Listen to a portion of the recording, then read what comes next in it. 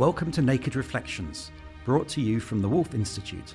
I'm Ed Kessler, and each week I'll be taking an in-depth look at the stories reported by our friends over at the Naked Scientists. What does the latest scientific stuff mean for the rest of us? Stay with us and find out.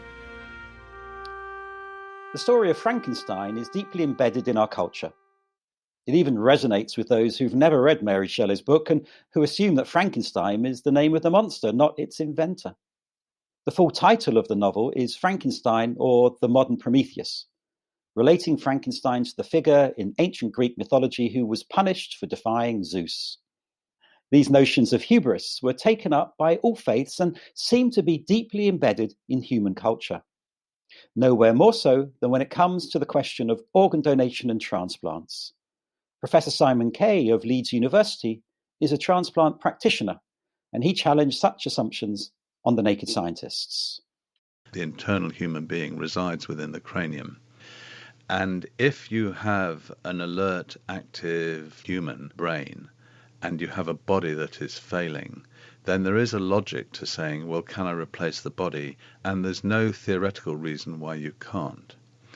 So if you have a quadriplegic with organ failure, what you might say is, well, the body is an inert support mechanism for the brain, and I'd like to exchange that. But I see no overriding technical reason this can't be conducted as long as you're not expecting the body to function mechanically and get up and walk, because connecting the spinal cord is the holy grail of spinal surgery, and that's nowhere near at the moment. His reflections may sound scary, but there are alternative transplant narratives. Giving up a kidney to save the life of a loved one, for example, could be construed as the ultimate act of altruism. Organ donation is our topic this week. Faustian Pact or compassion in action. With me are Dr. Julian Hubbard, Fellow of Jesus College, Cambridge, where he runs their intellectual forum and patron of Humanists UK, and Professor Gert Randhawa, Director of the Organ, Donor and Transplant Research Centre at the University of Bedfordshire, and a member of the government's organ donation task force. So before we look at the Holy Grail, let's just recap where we are in terms of legislation and the law on organ donation. Gert, where are we now? So we have the imminent law change upon us in terms of the introduction of deemed consent. And obviously that's taken several years of public engagement, dialogue, and as you kindly referred to, I was on the government task force that originally looked at this issue back in 2008. And I think the consensus is that the status quo is not good because we've got lots of people who are still sadly dying, waiting for a transplant. So opt-in in itself doesn't have the impact that we'd like it to. I think there's still inevitably a debate about the merits of opt-out. And there are some early learnings from Wales. And just for what it's worth, I'm on record as being on the task force for saying that it's not deemed consent or opt-out that's going to have the impact. It's going to be meaningful public engagement. And that's the lessons that we should be learning from other countries. And Julian, you were involved in the early stages of the discussion in Parliament. What were the issues that were raised then, and how much have we moved on in terms of that public discourse? I mean, I think we've moved a long way, and the idea of moving towards opt-out is very powerful. I mean, I agree with a lot of what Gert said, that a lot of this is about communication and talking, and actually I'd much rather everybody had sensible conversations with their family and their loved ones, what they would like to do before and after death. You know, we see this, you know, in the COVID crisis, we've seen this around the I think, rather blunt instrument of DNA CPR, or the rather better respect process, which is about saying, what would you like to happen to you? You know, if you're reaching the end of your life, do you want everything done possibly to keep you alive? Or would you rather, for example, die at home, even if it's a bit earlier, you'd rather say that? Having those conversations, I think we as society don't do often enough. So that applies in how you'd like your life to end, but also what happens after end. You know, the difference between opt-in and opt-out is essentially irrelevant if everybody had the individual conversations first. The issue is that while a small fraction of people really proactively opted in, and a few people very much want to opt out, there's a large group in the middle who haven't had those thoughts and conversations. And there's always this question, what's the default? What should you do there? And I think it's a huge step forwards that people who will be encouraged to make the decision which will help save others' lives while preserving that space for people who don't want to go through organ donation. Gert, you mentioned a little bit of a precedent in Wales. They were ahead of the rest of the UK. What have we learned from that? Have there been some lessons? Yeah, so in Wales, the head of population, they invested a lot of resource in the public engagement piece of work. So essentially, this is what the academic evidence shows. In the countries where donation rates are high, post the implementation of opt-out, it's actually quite difficult to disentangle the impact of the public engagement campaigns and the law change in itself.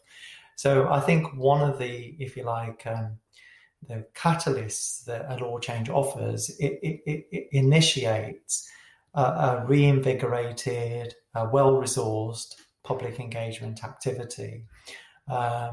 So I think that's one of the big pieces of learning. And I think that's why I think it's really important that during COVID-19, we don't lose sight of this important learning, that we must take the public with us on this law change.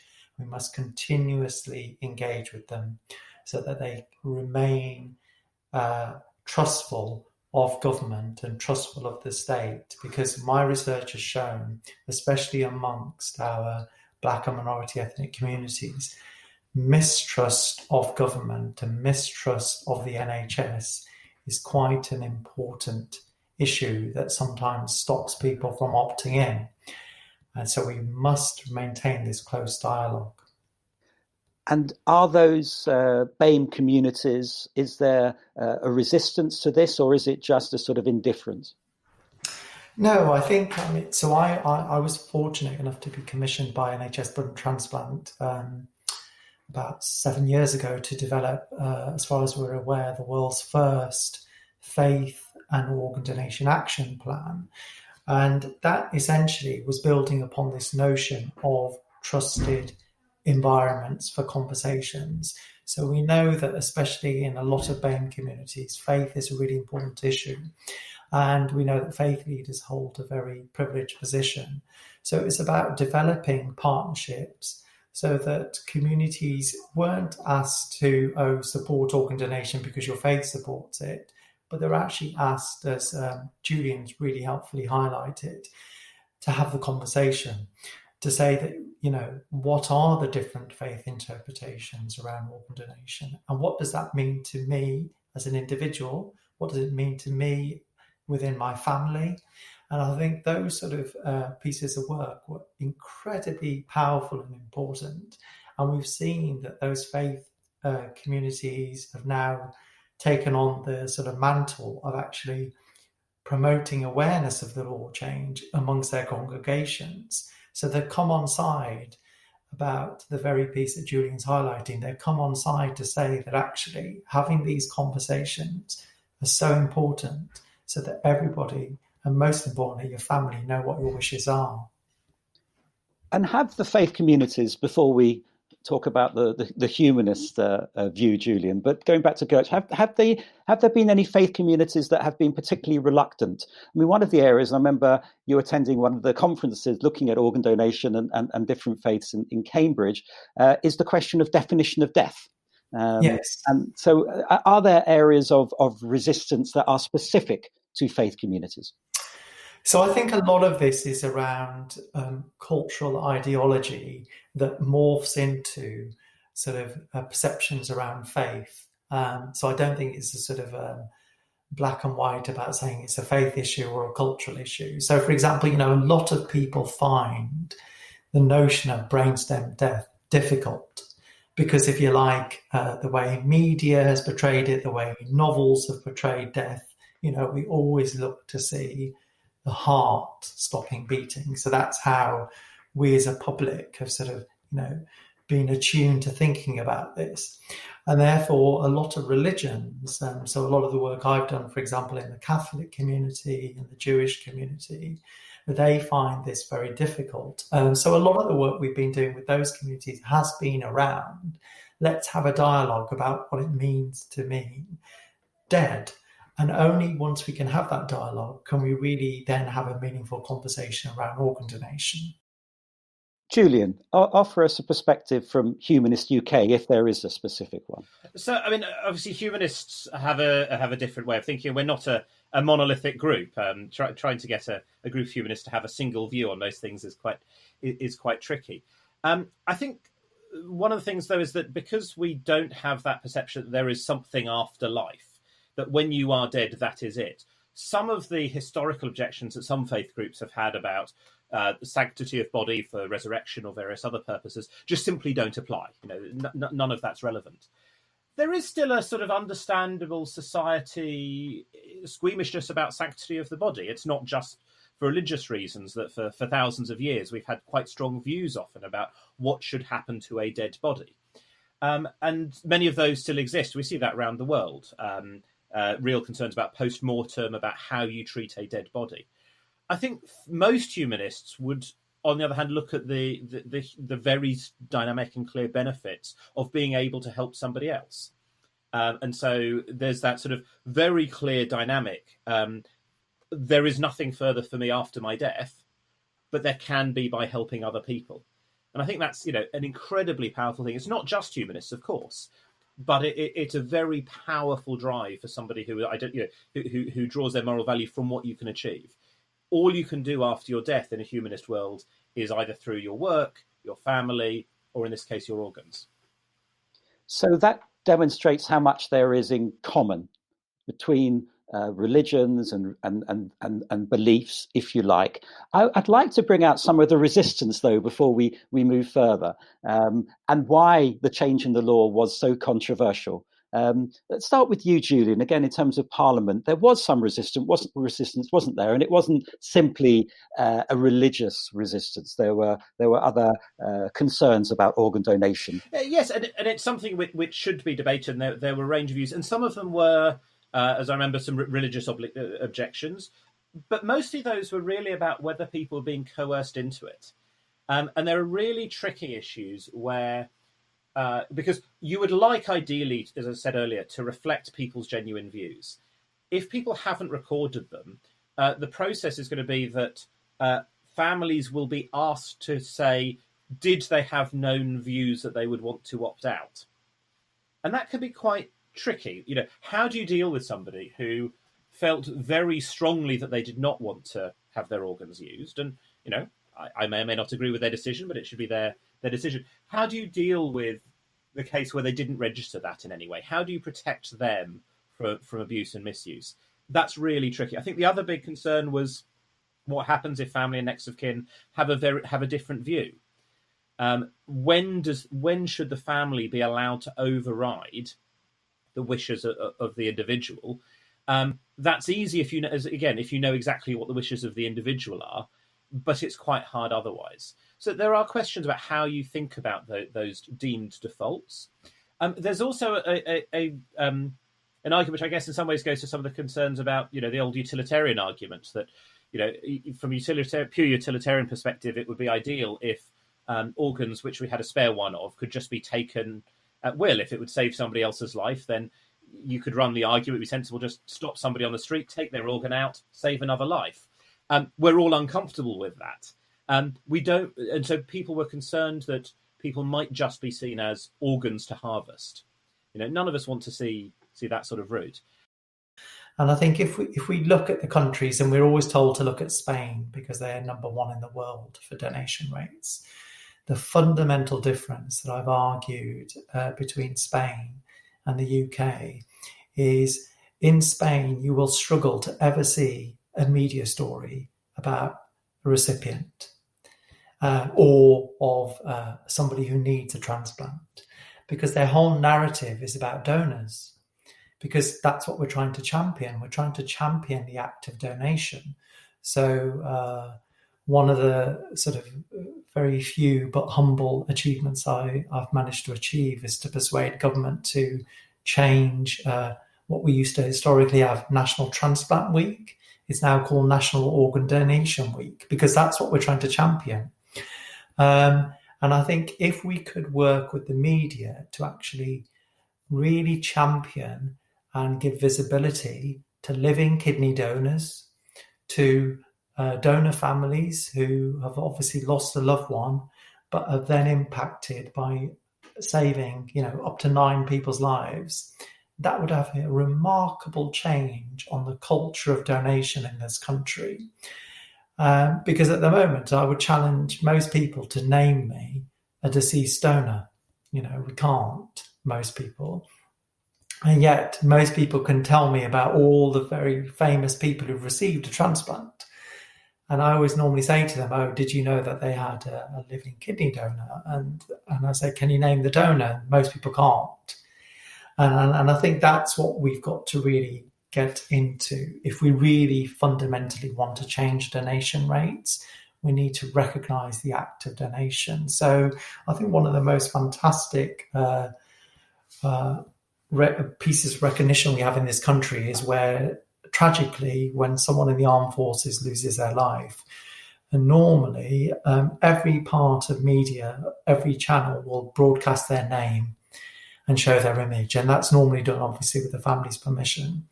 And I think something akin to that should be the norm for donors, that obviously if their family consent, that donor's name and their image should be shown on national TV.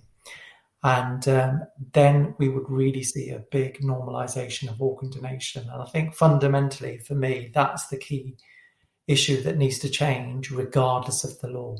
I've never heard that articulated like this before. I think it's really profound and compelling.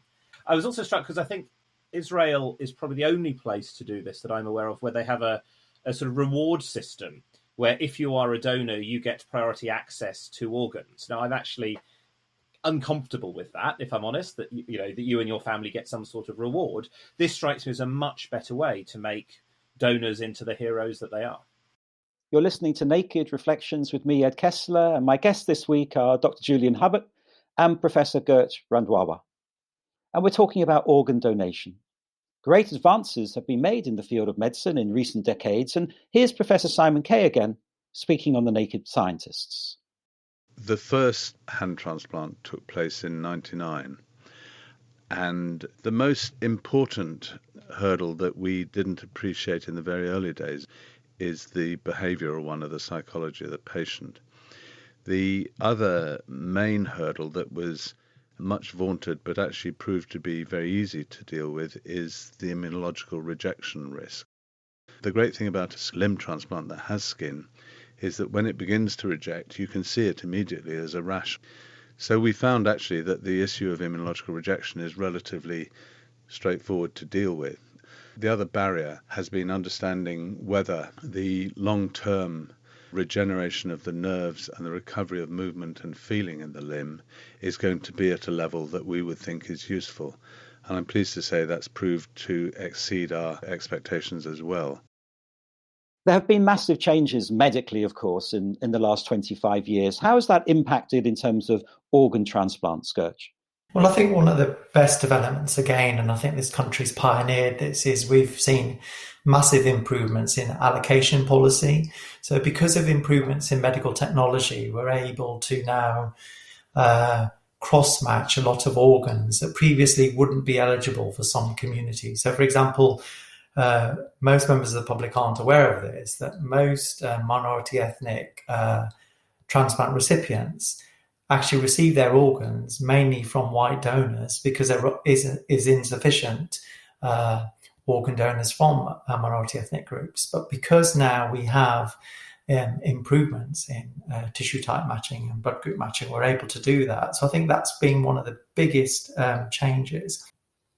Where are the limits now? We've pushed the limits incredibly far away from where we were 25 years ago, but where do you see the limits now, both technically, but also, if you like, philosophically? Well, I think there's always been ongoing debates about, for example, using animal organs for transplant, stem cells. So I think, over the next decade or two, we're probably going to see even more developments in that direction. Whether they'll actually take place, I don't know, because I think this is why it's such an interesting human challenge. Because if we do feel uncomfortable with those developments, then I genuinely feel the only alternative is to have far more normality of accepting that, living donors do exist, and let's see them everywhere and celebrate them. Deceased donors do exist, and let's recognise, the donor families. Julian, where do you see the limits? So I think, to me, they're largely technical. What can we do? What can't we do? I think I remember seeing some reports of face transplant that was being attempted. I think that's sort of, not really there. But there's been some amazing stuff. Royal Papworth is now doing non-beating heart transplants. We were talking earlier about the question of what is death. And actually now you can take a non-beating heart, which, by other definitions would also be dead, and still use it to save somebody. I think the opportunities for using stem cells in particular could be very exciting. It enables us to produce more organs so that we don't have a long waiting list. It could enable us to make sure that you match much more appropriately to the person who needs an organ, rather than having to wait for the right person to happen to die or be willing to spare a kidney or other organ like that. I think there are detailed ethical questions, absolutely, but at the first pass, I'm very, very happy with that. And I hope that we can see it because of the huge benefits that could arise.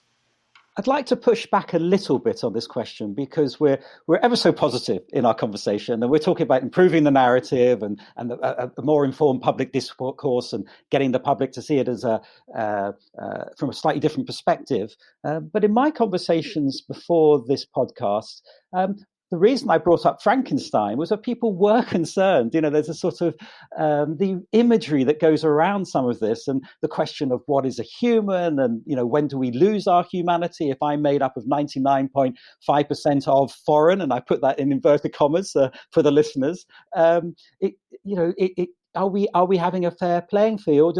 And there's something that makes me a little bit squeamish, I hear from people. Or is this just, human weakness?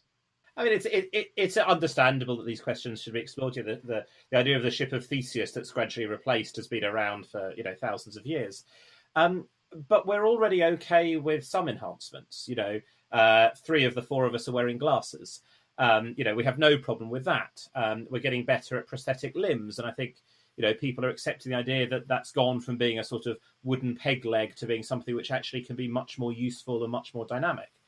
There's clearly a line when something like that becomes more internal, but we have pacemakers, and I think most people don't find somebody with a pacemaker as being less human. For me, I think, consciousness for me, the epitome of being a human is in the brain. So I'd be relatively relaxed about the rest of it being replaced from that perspective. I think there are some other ethical as well as massive technological challenges. If we were to start changing the brain, I think that's where I might start to wonder. I'm not sure I could pinpoint exactly what the line is between patching in something to help detect vision or sound on the periphery of the brain and changing something inside. I'm not quite sure where I get to on that. But then I'm not sure with some brain surgery where we get to on that, and people are relaxed about brain surgery, even though we know that changes to the brain physically can have quite strong mental effects. But I think there is much more that we could do. That, to me, I find the yuck factor and the literature interesting, but I find saving people's lives and improving quality of life much more interesting. So, Gertch, for Julian, it's the brain. And of course, we had the first clip touched on the question of the spinal cord. Is that the same for you, or is all things possible?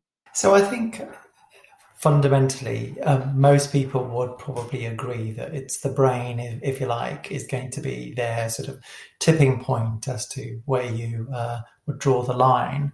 But But again, I think, we've got to start articulating more human stories to counteract these narratives. So I think one of the successes will be that with this imminent law change, it's going to also be called Max and Kira's Law. So this is a human story of, this heroic girl, Kira, who tragically died. Her heart was donated and has saved the life of Max. And I think the more we can publicize and engage the different communities around these human stories, and by giving the Max and Kira Law narrative, you can imagine that, you could be a school child or at university or an employer, or, across all age and demographic groups, Max and Kira's story will resonate more so than deemed consent. And I think that's where we have to sort of focus our energies in the future. And of course, one of the interesting aspects of the Max and Kira story is the cross-gender. It's not focused on one particular gender. And is that's obviously important in terms of the narrative. But are there any particular challenges in terms of gender? We touched on ethnic and minority groups at the beginning. Are there particular issues as far as gender are concerned in transplants? Yes, there are. And again, it's a phenomenon that we see across the world, that most living kidney donors tend to disproportionately be women, either as mothers donating to their children or spouses donating to their partners. So I think this is something that we need to be mindful of as we progress organ donation transplantation, to see greater gender equity. And again, is that down to, you think, education and the right communication? I think it's also about, just historical dynamics between families. The working patterns have changed drastically in this country, but we have to recognize in many countries, still there are less opportunities for women to work. And therefore, if you like, a financial equation is set out that, what's more cost effective in terms of who is the most eligible living kidney donor. It may well be the person who doesn't currently have a job, because that's financially viable. And in a lot of countries, that tends to be women. So I think it's, it is education, but it's also about recognizing people's financial situation. Well, we're drawing towards a close, and I can't help but end with this final question, which is asking you to predict or look back in 5 or 7 years' time, when hopefully life has returned to normality and you're in the studio rather than in your homes. But where would you like to see the conversation, Gert, start with you, in terms of organ transplants and donation? So I think consent rates, so family consent rates has been the big issue for the UK. That's what really drove the law change. So we've, plateaued on around 60 odd percent. And the best countries in the world, Croatia, Spain, have family consent rates of 80%. So for me, that would be the key metric. But ultimately, family consent rates are driven by the public discourse. So, I'll go back to it. I've got 2 teenage kids. They are big fans of, the singer Selena Gomez, who's got over 200 million followers on Twitter and whatever. They all know she had a kidney transplant, right? And amongst all my kids' friends, not one of them can tell me who was her donor. It was her best friend, Francia Racer. And that's what I would like to see change. That, just as we all know, Max's donor was Kira, I would want to, in the future, for the donors to be on the tip of our tongues. And that's a kind of normal conversation we're having, and we're not seeing it as a morbid type of issue to talk about. So if I have to pick something else, I think it would just be simply having a shorter waiting list. You can have fewer people waiting for organs that are desperately needed, either by reducing the number of organs that are needed, and in some cases, though not in all, that can happen through prevention, through other health approaches, or by having a greater supply of organs, which is either from humans or from alternative sources. But having fewer people waiting, not knowing if they will ever get the opportunity to have that life-saving event, the more we can bring that number down, the better. Well, that's all we've got time for this week. Thanks to my guests, Julian Hubbard and Gurch Randhawa. And thanks to you too for listening. If you'd like to get in touch with any comments or reflections of your own, you can email nakedreflections@wolf.cam.ac.uk. And let us know what subjects you'd like to hear more about and how you'd like us to cover them. We'd love to hear from you. In the meantime, you can find more episodes of Naked Reflections and subscribe to Naked Reflections podcast wherever you access your podcasts or at nakedscientist.com/reflections. Do join us next time.